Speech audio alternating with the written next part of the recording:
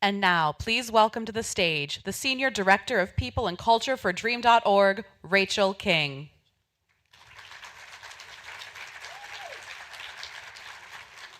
Hello and welcome. I'm super excited to be here today. I have never had a voice overhead introduce me, so that was really great. My name is Rachel King, and I'm the Chief People Officer at Dream.org. And today we're gathering to explore transformative solutions for climate change. I'm going to tell you a little bit about myself, and you'll see why that matters in a second. So I am a Black woman. More specifically, I'm an Afro-Latina woman. I'm a mother. More specifically, I'm a former foster care mother and adoptive mother of 3/mother total of 5. I'm a diversity, equity, and inclusion practitioner by profession, but by purpose, I'm an activist, and I consider myself to be a conscious influencer.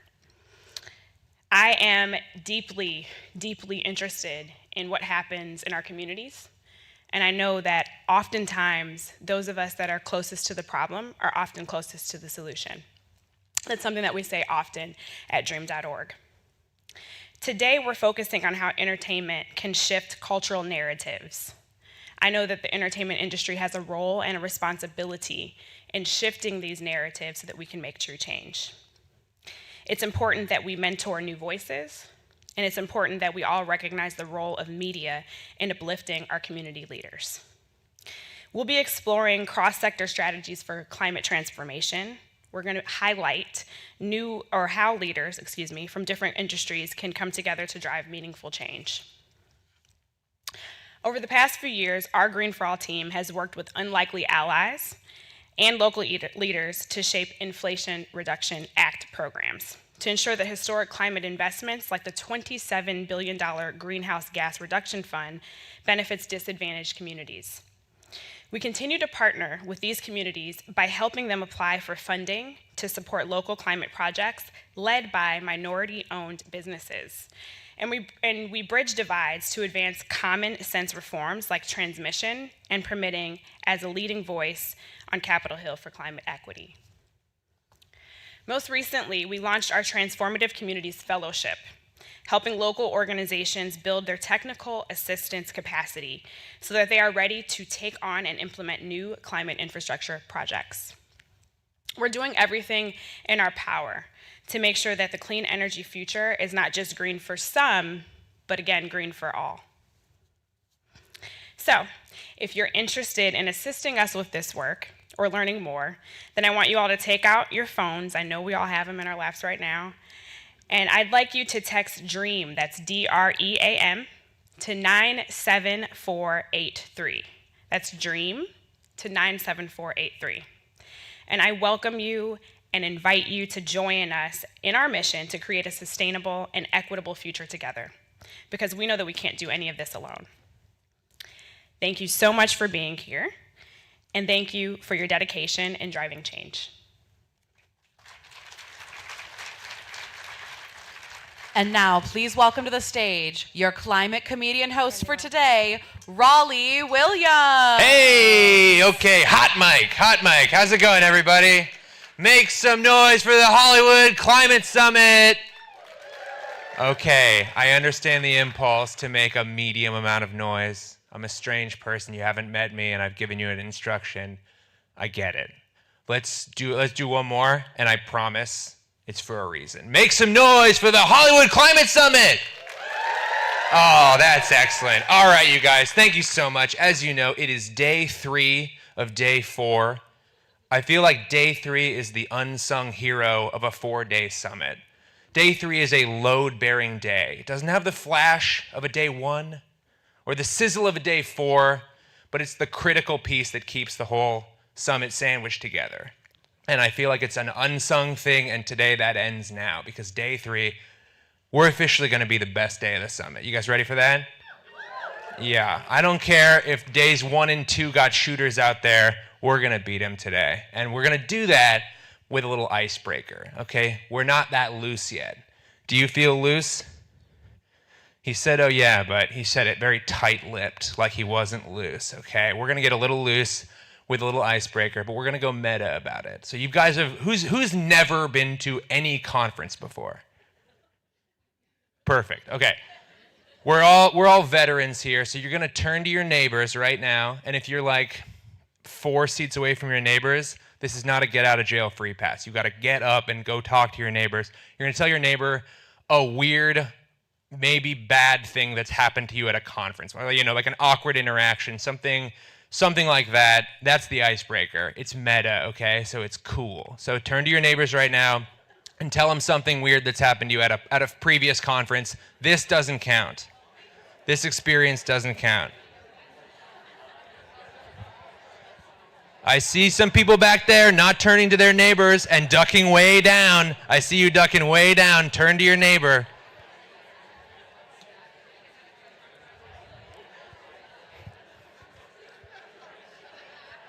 Okay, good. I see some horrible stories over here. Very good.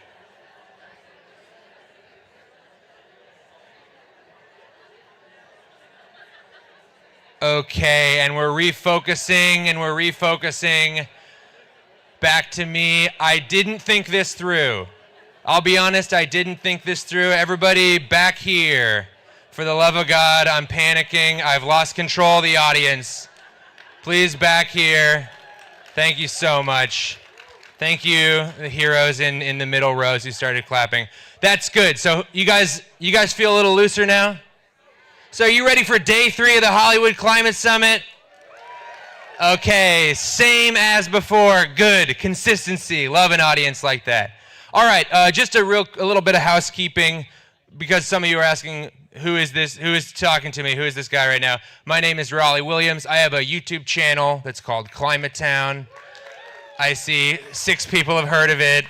Awesome. Thank you so much. We do deep dive research, punishingly researched videos, half-hour videos on scintillating topics like parking lots, food labeling. It is, in a word, exhausting. It's exhausting. Mixed a little too hot. That music was a little too hot. That's just what happens. If you got a YouTube channel, you don't have the Hollywood flash, We don't have a lot of crew members. We don't have a lot of directors. It's just a small crew, usually 3 or 4. Sometimes it's just me, and sometimes I'm just setting up a little camera and trying to get the line, huh. Just one little line. And I'm just going to quickly do a reel of the amount of times it takes me to say, huh, to a camera and not feel like a sociopath. So here's that. Huh. Nope. Nope. Nope.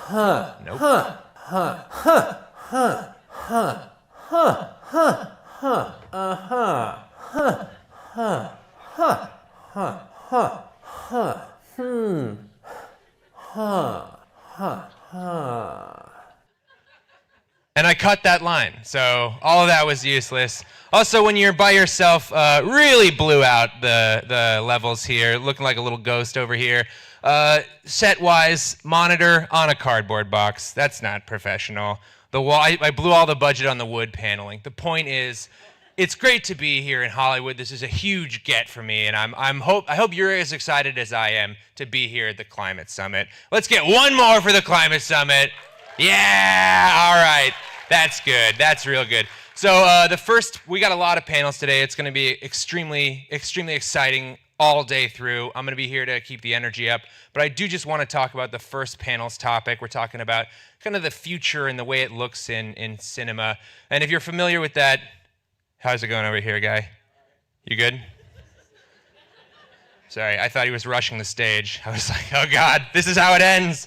All right, in the future of cinema, we think, oh no, we're headed for something like this, right? Horrible, dystopian, car-centric monstrosity. We got all these trees chopped down. I mean, in real movies that I've seen recently, it's a burned-out hellscape. But in the defense of Mad Max, they also support the arts. So that's important. But if you go back even further, we had optimism about the future, right?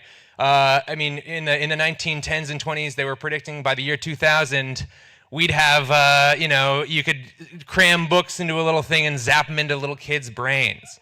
They predicted Elon Musk's Neuralink back in the 20s.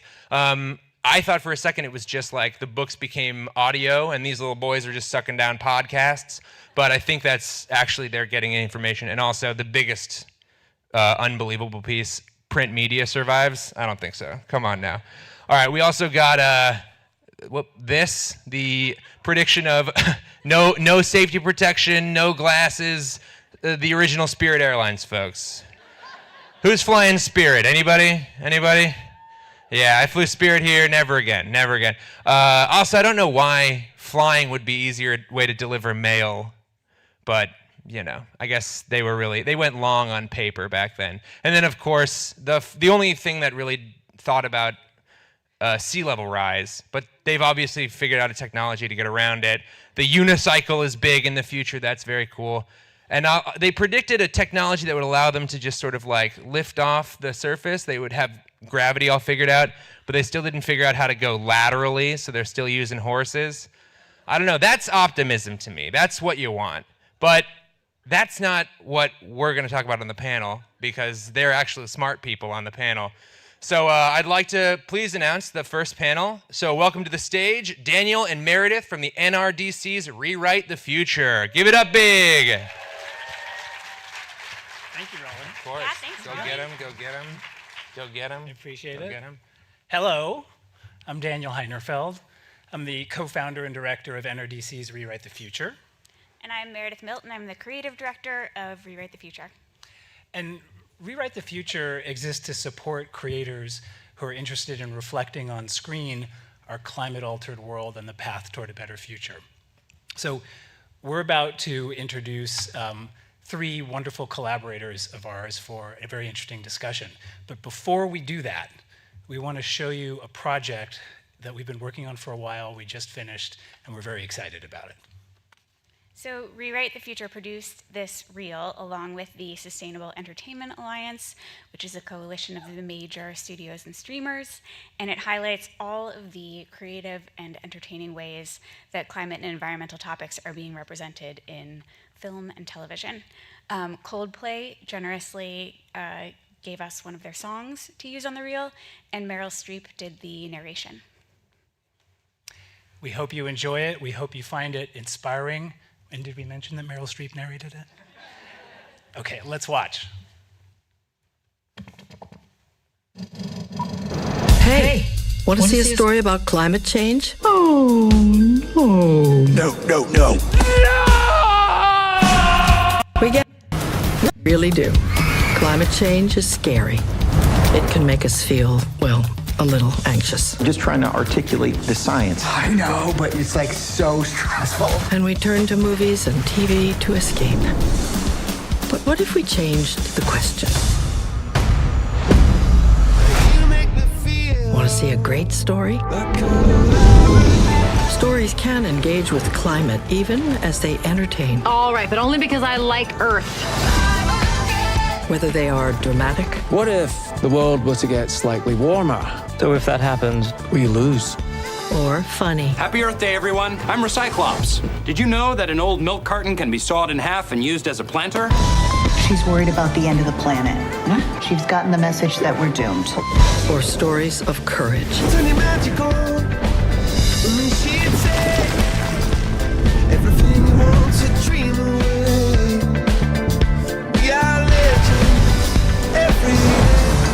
It doesn't feel right to do nothing.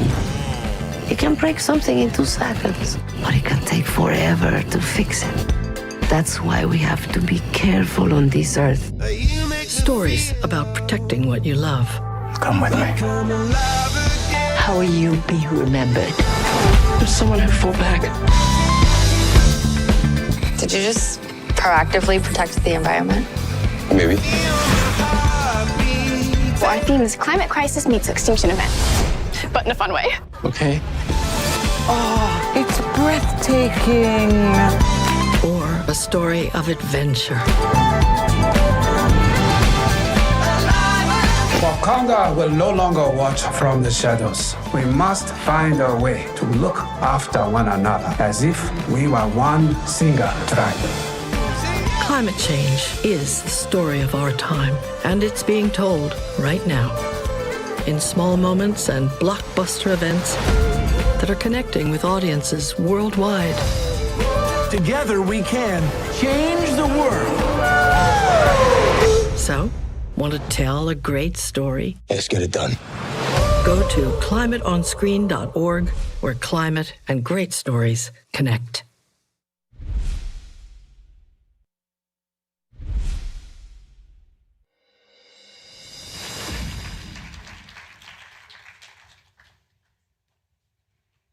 Thank you for that. I hope you enjoyed it. And please do take the time to visit climateonscreen.org. There are a lot of really incredible resources there for storytellers who are interested in representing these topics in their own work. So now, let's dive into the rest of our afternoon. It's my pleasure to introduce NRDC's panel, Infinite Possibilities, Imagining Life in a Climate-Altered World. Our moderator is LA Times environmental reporter Rosanna Xia. Rosanna was a Pulitzer Prize finalist in 2020 for explanatory reporting, and her work has been anthologized in the Best American Science and Nature Writing series. Her award-winning book, California Against the Sea, which I highly recommend if you haven't, definitely check it out. It will change the way that you think about the coast of California and coasts in general. This book has been praised as a poetic and mind-expanding exploration of what we stand to lose in the face of rising water.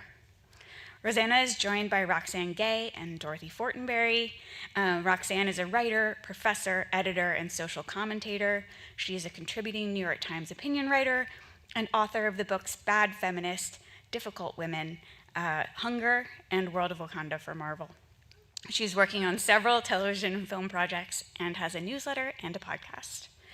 Dorothy Fortenberry was the co-showrunner and an executive producer on the climate change anthology series Extrapolations on Apple TV+, and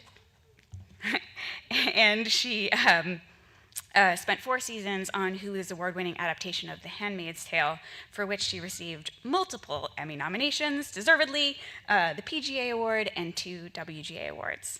So welcome to all of you. Thank you so much. It's amazing to have you here. Rosanna, over to you.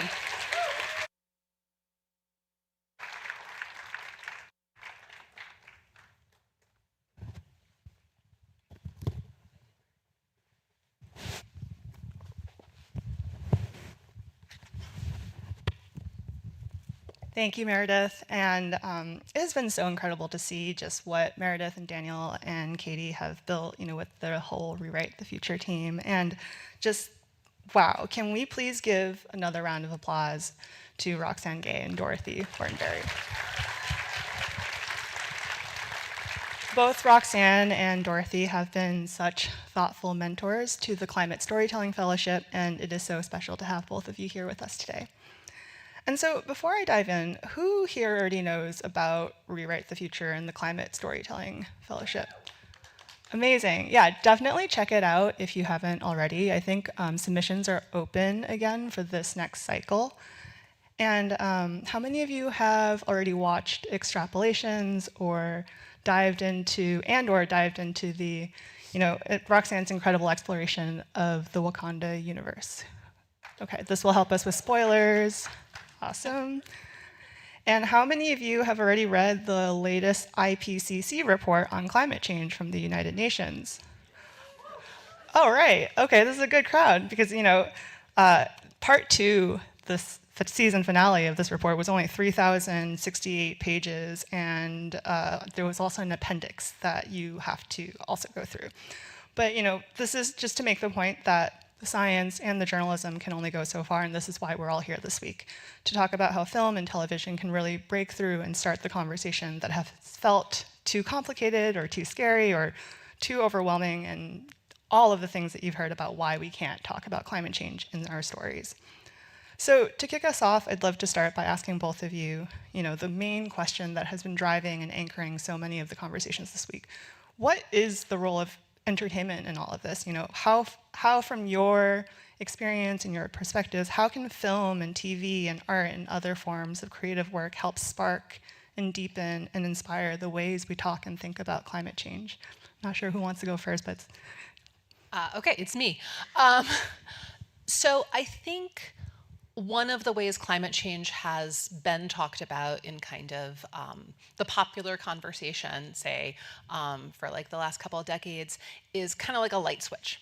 Like it's on or it's off. It's real or it's, fake. We're doing it or we're not doing it. And it's not like a light switch. You guys know this. It's a dimmer, right? Like it's like, oh, it goes like this. And I think the best climate stories and storytelling can show a lot of different points along that spectrum.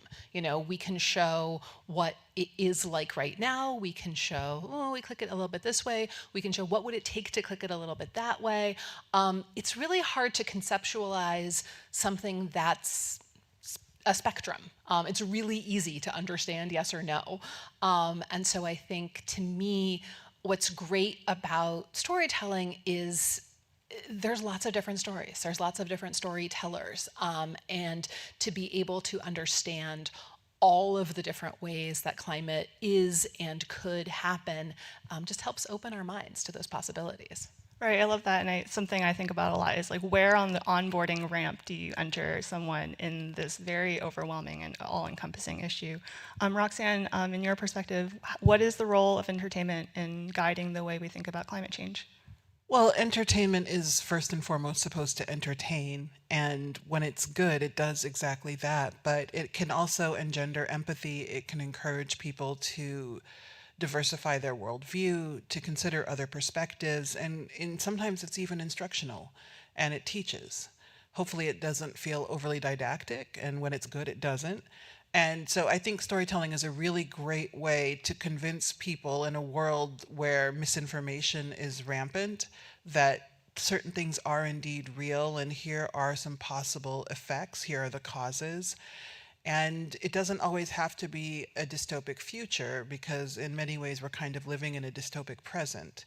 And the more effectively we tell climate-related stories and recognize that all stories that we're telling from this point forward are going to be climate-related stories, the more effectively we can start to encourage people to start thinking about this more actively and to start responding accordingly. Yeah, and I was just going to say, and this came up last night on my panel with Amy Westerfeld, and her work on sort of uncovering the narratives that the oil and gas industry have promoted. But I think it's really, really valuable to realize we're not living in a world with no climate stories. Often when we get together, people are like, oh, there's no climate TV shows, there's no climate story. No, we're living in a world with a ton of climate storytelling, mostly being done by oil and gas industries.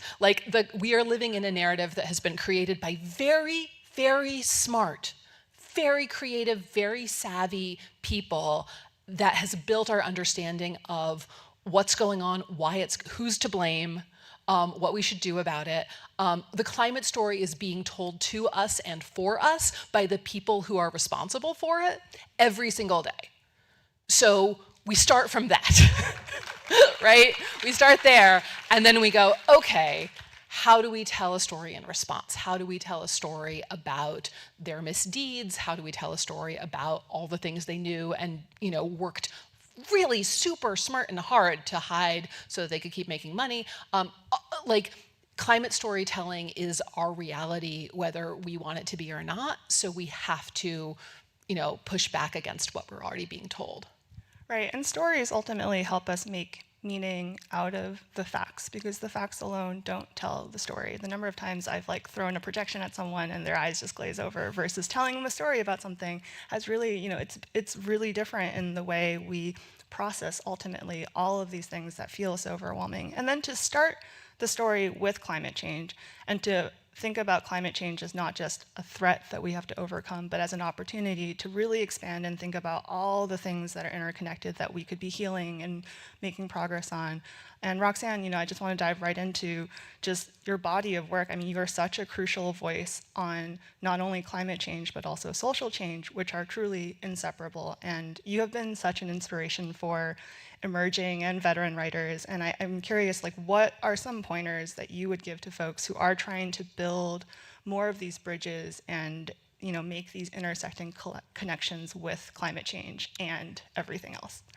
Well, I think the first thing to recognize is that oftentimes we believe that there's this steep learning curve to understanding climate change well enough to be able to write about it and to write it into our narratives. But that learning curve is not nearly as steep as you think.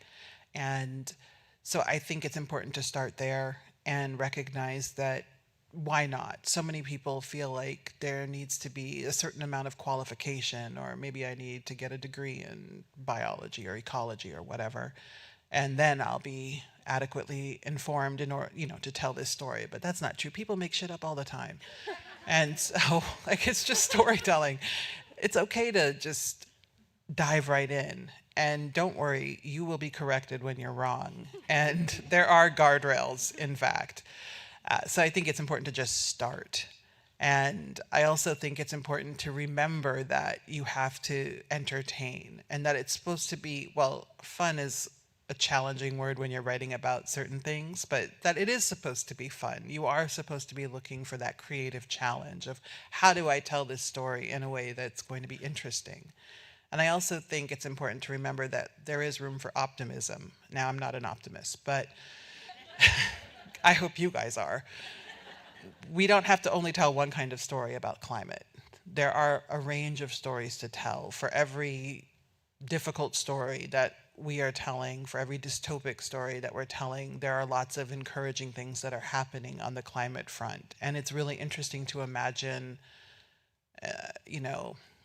an interesting climate future. In 2020, I think I worked on a project with the Robert Wood Foundation in which they wanted to imagine a better future where everyone had equitable access to healthcare, which is also tied to climate.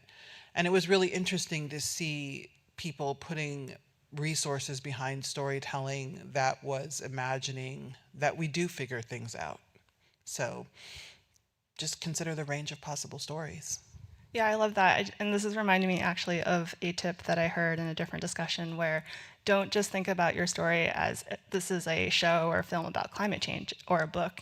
Actually, this was a conversation I was having with a book person, but can this story be about climate change and blank? And kind of thinking about what that and blank is really helpful in terms of brainstorming, expanding the universe of the conversations we could be having. And, Dorothy, with Extrapolations, and also with The Handmaid's Tale and the 100, you really expanded the way we consider our relationship to so many aspects of the world and also to each other, and just the interconnectedness of society. And just to build on the question that Roxane just answered beautifully, what are some other interconnections that you think that you would encourage more writers to explore as they are thinking about their own world building and their stories? Yeah, so the thing that I'm currently obsessed with, which I'll just share with you because maybe you can get obsessed with your own version of this, is the link between climate and social trust. Because it's a big problem. And it's a problem that is going to require people participating in systems, people believing that their actions have a purpose, people believing that their neighbors are, trustworthy. And I'm really interested in how to tell stories about people overcoming skepticism and sort of a fear. I think there's a feeling right now that sort of other people are fundamentally dishonest and bad, and so we should hide from them. And in addition to all the other problems that I feel like that creates, it's really hard.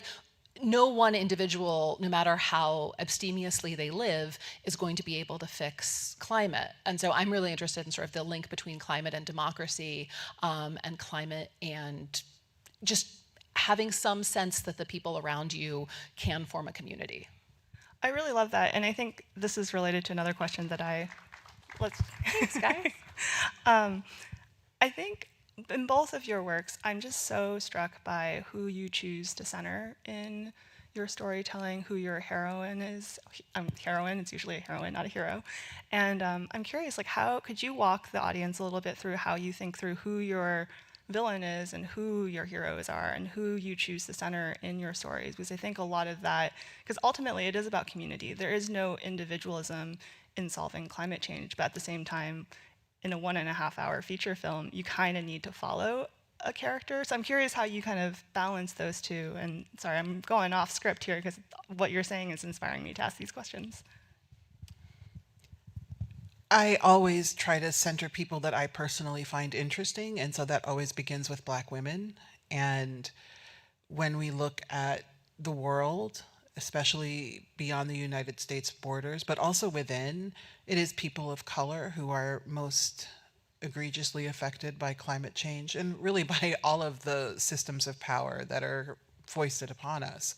And so that's interesting. We have rich inner lives, and we oftentimes don't get to see that in storytelling. And so when I can, for example, with World of Wakanda, write about two lesbians who don't die, and who love each other. It's always important. Like, we do live sometimes, and where they have like a mutually loving relationship, not one of them who's like straight and gets converted, though that's fun. I hear. I do think it's great to center these stories and to write against these dominant narratives that we have. We don't actually have to kill off our characters. We can allow them to love and be loved. There doesn't have to be one of them that disappears. It doesn't have to always be fraught, because everything else around them is fraught. And so I always try to find this oasis, this sort of joyful element, and then everything around them is really incredibly dark and horrifying. And that juxtaposition as a writer is incredibly interesting to me. And so that's where I always start with my storytelling and see what happens next.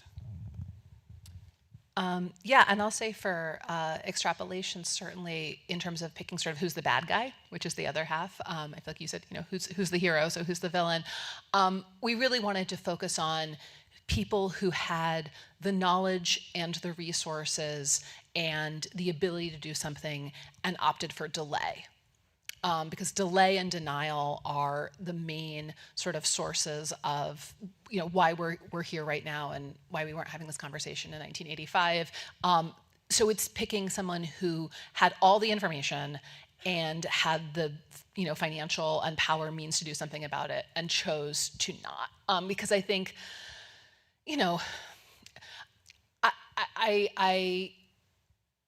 I feel like there are a couple of people who have a ton of power, and it's worth noting them and naming them, and at least in our fictional world, calling them to account. And also, everyone should feel free to clap and cheer whenever they want to. I'm giving you all permission. Yeah, and I think that, oh my God, I just lost my train of thought. Okay. That was so profound. But I think with power, to your earlier point, who holds the power in the narratives is also important. And ultimately, all of our responsibilities as storytellers is to share power and to redistribute power and to call out where power is disproportionately being wielded, right? And I guess I'm going to kind of build into another question that I would love to explore with both of you. Dorothy, the last time you and I talked, you said something that has really stuck with me, that it is easier to start a story after the disaster hits, the overcoming all odds survival tale in a post-apocalyptic world, kind of going to Roxane's point too about all the tropes and the ways we write these stories.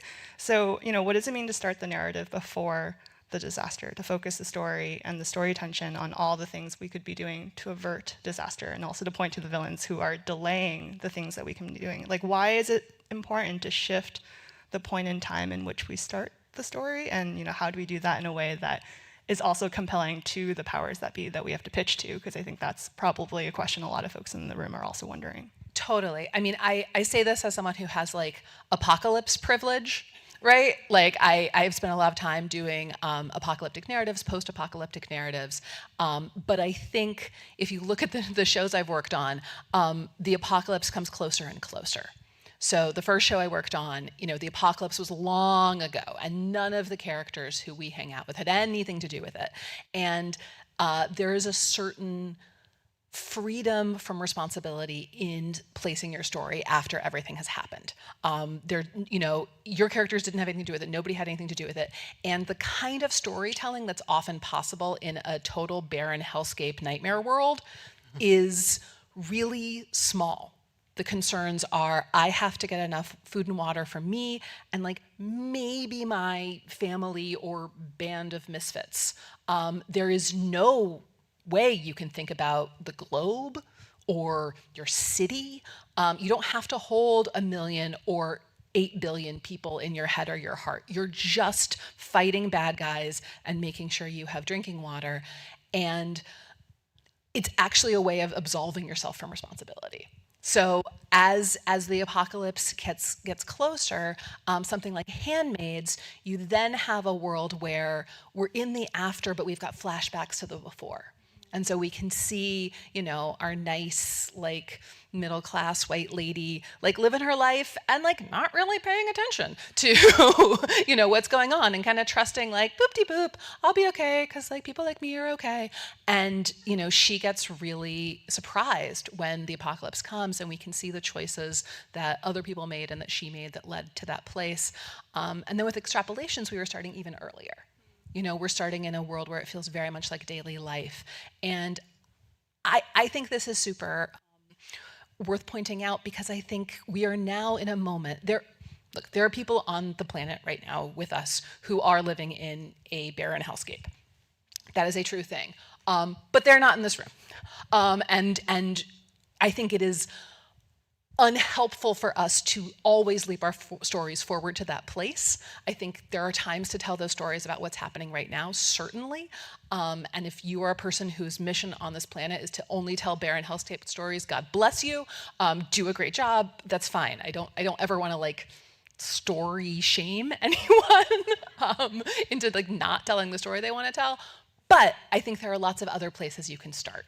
You can start the story in 1870 of climate change. You can start the story in 1950 of climate change. You can start the story in the 2000 election, of climate change. Any of those places is valid and accurate. And you can also just start the story right now. And the ways we're relating to each other and the choices we're making societally, politically, interpersonally have huge ramifications. Right, and as an environmental reporter mainly based in California, I have the privilege of not running into a lot of climate deniers in my realm of work. I think the denial in California, I can say, is time. How much time do we have? It's not, is it happening or not? It's more should we have started 30 years ago? Or is this something for later generations to deal with and not in my lifetime?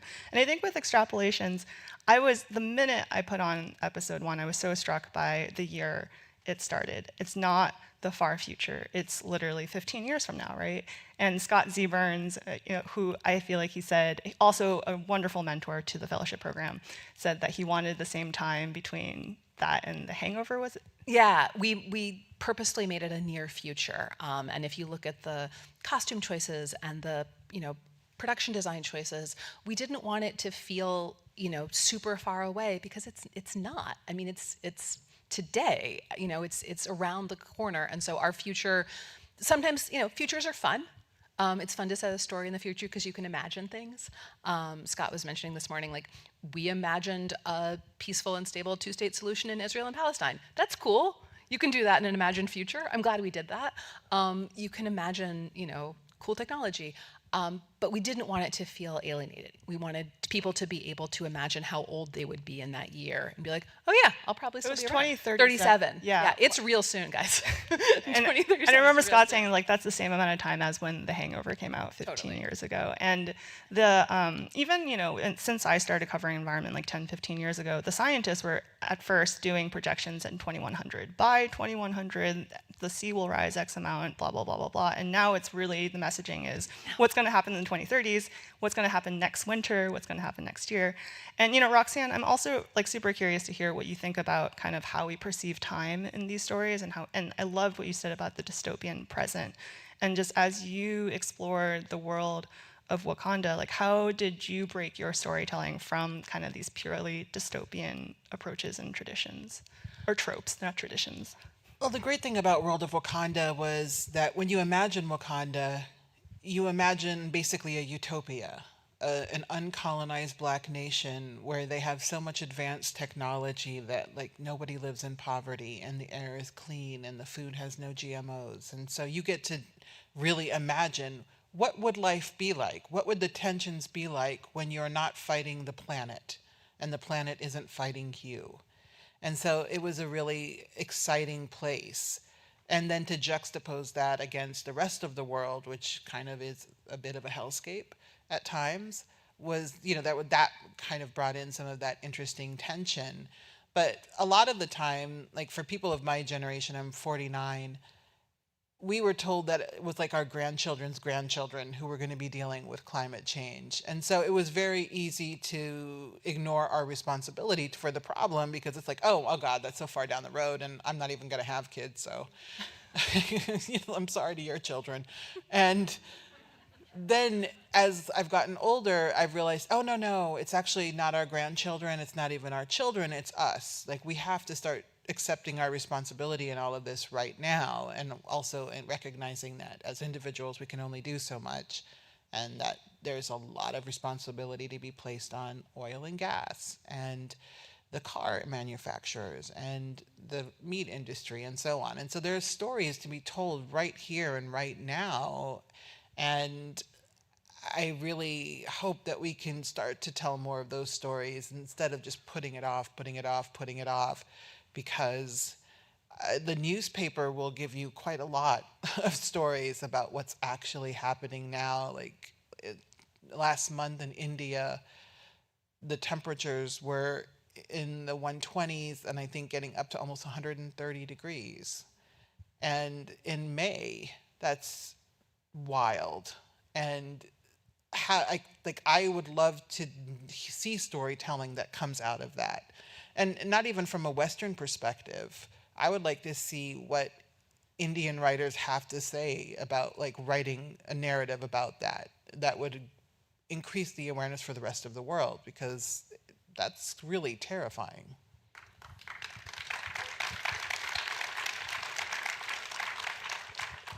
I will say Extrapolations, episode 5, set fully. Thank you, Extrapolations, episode 5's biggest fan, who's here today. But it's set in India, and it is about a world that, in some ways when we were writing Extrapolations, we were like, are we making this too far in the future? Like, should we just all make this in 2028? Like, are we going to be, are people going to watch this and feel like, no, that already happened? But it's an incredibly important story.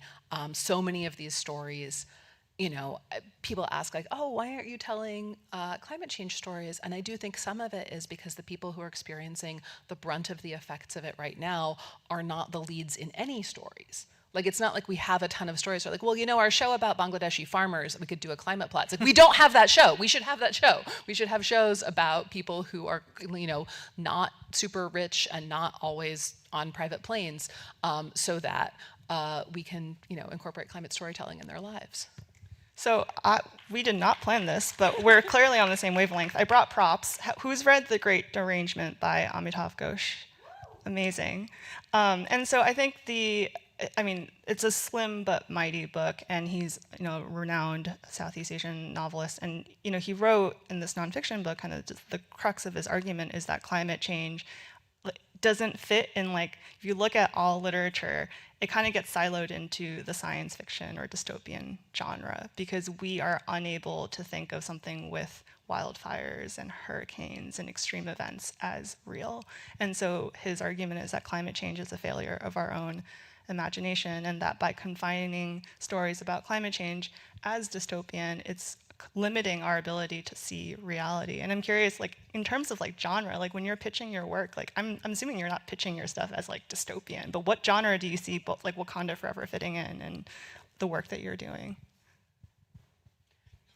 I would say I feel like more than proceeding with a vision of myself as a certain kind of storyteller, I think I'm just always like shoehorning climate into everything I do, whether or not I have permission, like whether or not it's the point of the show, whether or not it's, in line with anybody else who works on the show's vision. Like, I'm just, if I can't go in the front door, I'll go in the window. If I can't go in the window, I'll like crawl up the drain. Like, I'm just trying to put some sort of climate perspective in everything that I make.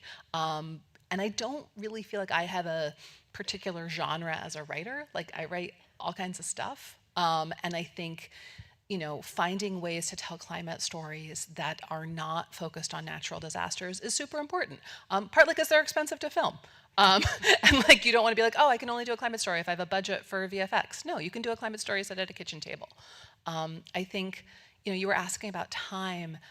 to me, one of the huge things that climate change does is it makes everyone a temporal migrant. Like, there are lots of people that climate change will make physical migrants. They will have to leave their communities. They will travel over land and sea. But even if you stay put, your life where you live will not look like it did 5 years ago. Your patterns of behavior, the foods you consume, the ways you celebrate holidays, all of those will be as though you moved to another country. And you will find ways to approximate. And you will be like, oh, well, we used to make this with tomatoes, but we can't anymore, but we make it with this food, and it'll be a little bit different. But we are all in this project of migration to a new future, and you don't need any sort of budget to tell that kind of story. Yeah. Roxane, any other thoughts on just the utopian, dystopian genre? I mean, the world of Wakanda was about so much more, obviously, but... Well, yeah, it's interesting.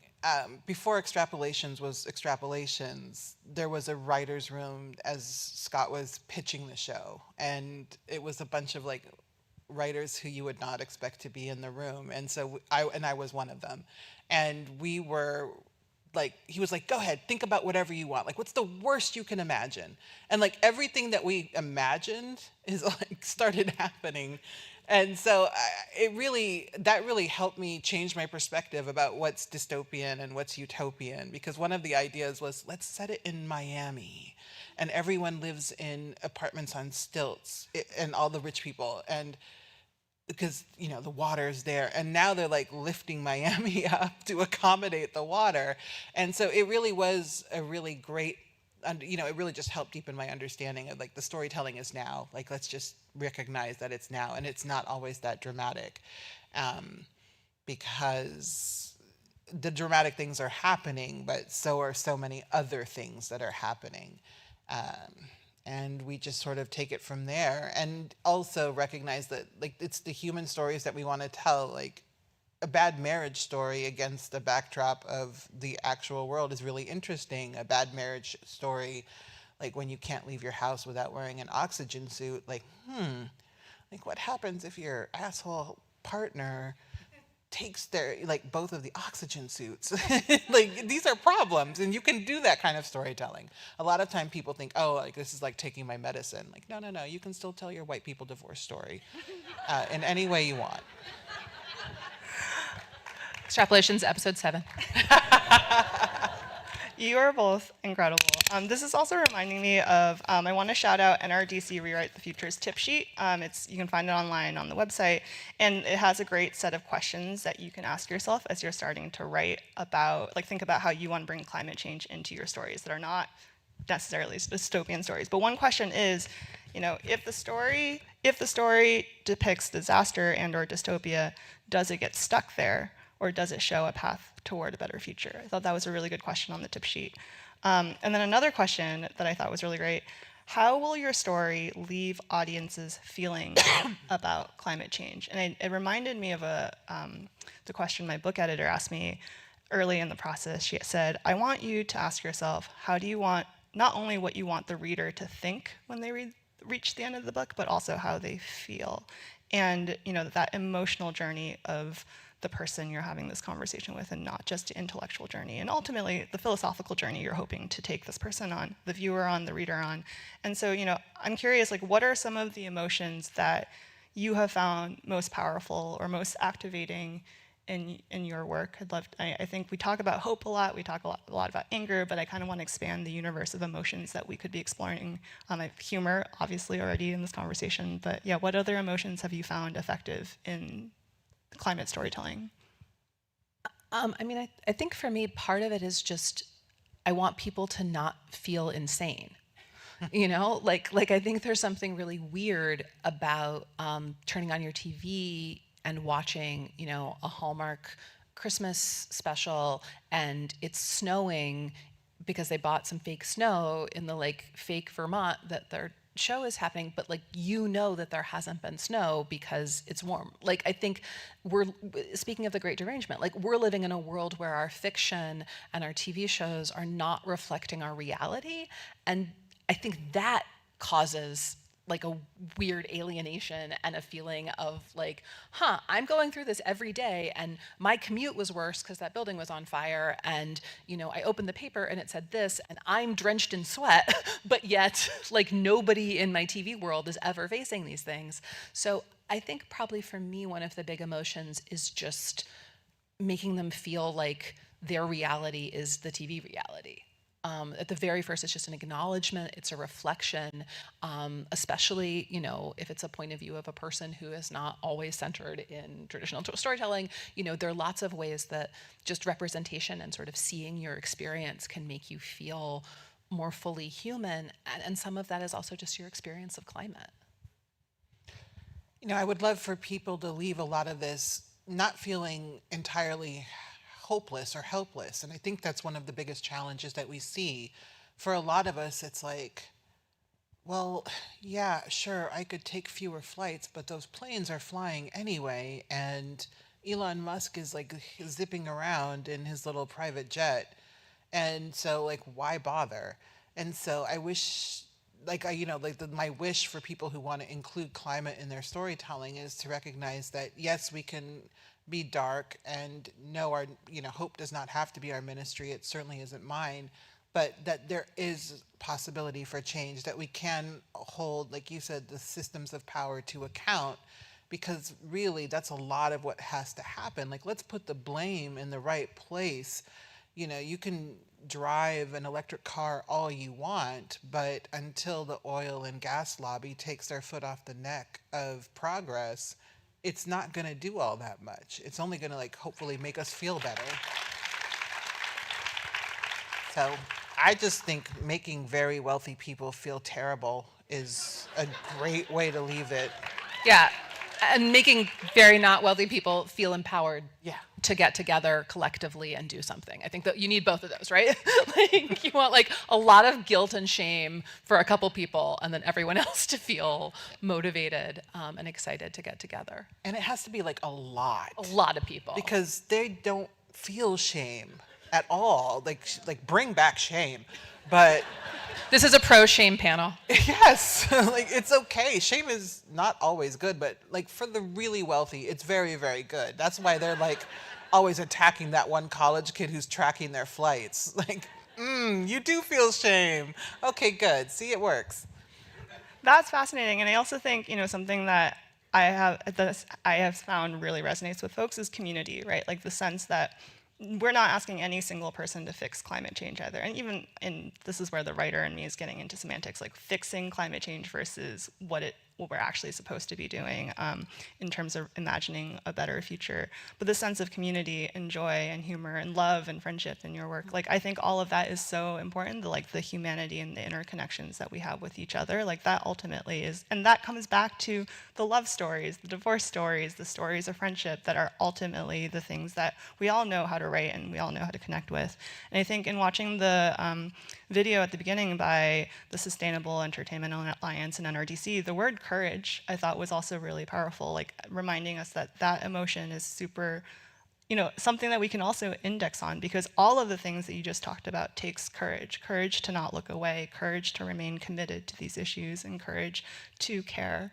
And so thank you both for these insights. And I think, before we close, just anything else you'd like to add, I think, on world building and imagining the futures that we could be building towards as a real society. I mean, we're in a room full of creative and brilliant and thoughtful minds who are, people who are willing to do the work. What kind of advice or parting words of wisdom would you like to give for folks who are trying to do more of this?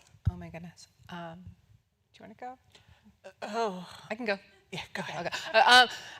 I guess I have two pieces of advice. One is really general and one is really specific. The general one is, I think that something we tried to do in Extrapolations that I would also offer is for everything that you are showing that we maybe do wrong, try to show something we do right.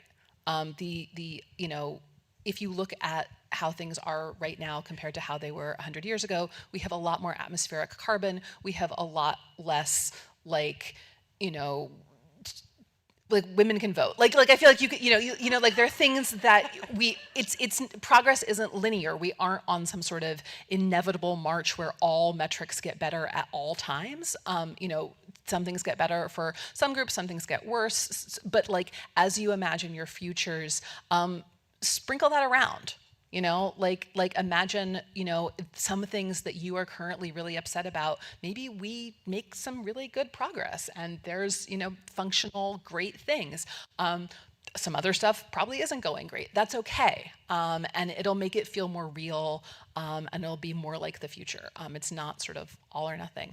My specific advice is I really do want someone to make a Hallmark Christmas movie about climate change. This is like my one goal. And I don't think that I am the writer for it, but maybe you are. And the plot is that there's a woman who's a big city career woman, and she is unlucky in love, but she has to go back home to her small New England town because the family ski lodge has no snow. And the big corporate ski lodge up the mountain, they make their own snow, so they're doing okay, but her small family business is collapsing, so she has to go back home, and then she falls in love with like a rugged town gentleman. And I feel like this is a movie I want to see, and so I'm telling you, someone out there, please make this so I can watch it. I mean, that's a gift that you just gave all of us, and I think that you'll get bonus points if you include like the holiday festival. Yes. On Main Street. There is a and festival. Everyone in town doesn't have to work that day. It's going to be awesome. Or Lifetime movie, see also. Yes. That's a great one. I think that would be amazing. And we're nearing Hallmark season. Just saying, guys. I think my advice would just be the one common denominator that I see in a lot of climate storytelling, whether it's set in present day, the past, or the future, is the human connections. Like, people always find a way to not only come together, but to argue, to fight, to vie for power. And so to remember that you can do the kinds of storytelling that you do, no matter what genre that you're working in. And a lot of times people don't recognize that and think that you have to completely become a different writer. No, it's how do you bring your writing and your voice to this story, rather than thinking you have to alter something. You don't. And you also, again, don't have to be an expert. You have to learn, you have to be well-versed, and you can do that learning. And so also try not to be intimidated by what you perceive as a learning curve, because if not you, then who, especially now? Just give it a go. Like, the worst that could happen, I mean, come on, look at what's on TV. You'll be fine. Yeah, thank you for bringing that full circle. Don't be afraid of getting it wrong. That's something that I hear a lot, and people calling me to fact check things. Just start with your gut, start with what you're good at, start with what you know, and then expand your universe from there. Build a team. You don't have to do this alone. And be brave about everything that we could be doing to build towards this better future. On that note, thank you both so much for just such brilliant, thoughtful insights. And thank you. True heroes. Your book. And huge thank you to just the Hollywood Climate Summit folks. Raise your hands. They've been kicking ass and running around all day. Thank you for and to NRDC's Rewrite the Future, just for bringing us all together for just such a thoughtful conversation. Definitely check out their Climate Storytelling Fellowship, and just thank you all for being here, for caring, for asking the tough questions and doing the hard work. It gives me hope that all of you are here today, and let's just keep this conversation going. Thank you so much. Handing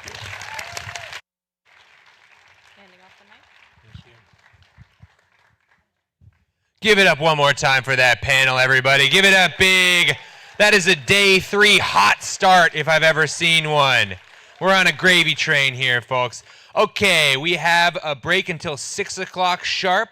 Go ahead and go back there. Downstairs, we've got some delicious vegan treats. I see people are already getting up and going. That's the right attitude. Be assertive. Go forward in the direction of your dreams if your dreams are vegan food. See you back here at 6 o'clock for media's role in the uplifting... Sorry, let me take that again. If your dreams are vegan food. See you back here for media's role in uplifting the leaders we need at 6 o'clock. Did I mention it was at 6 o'clock?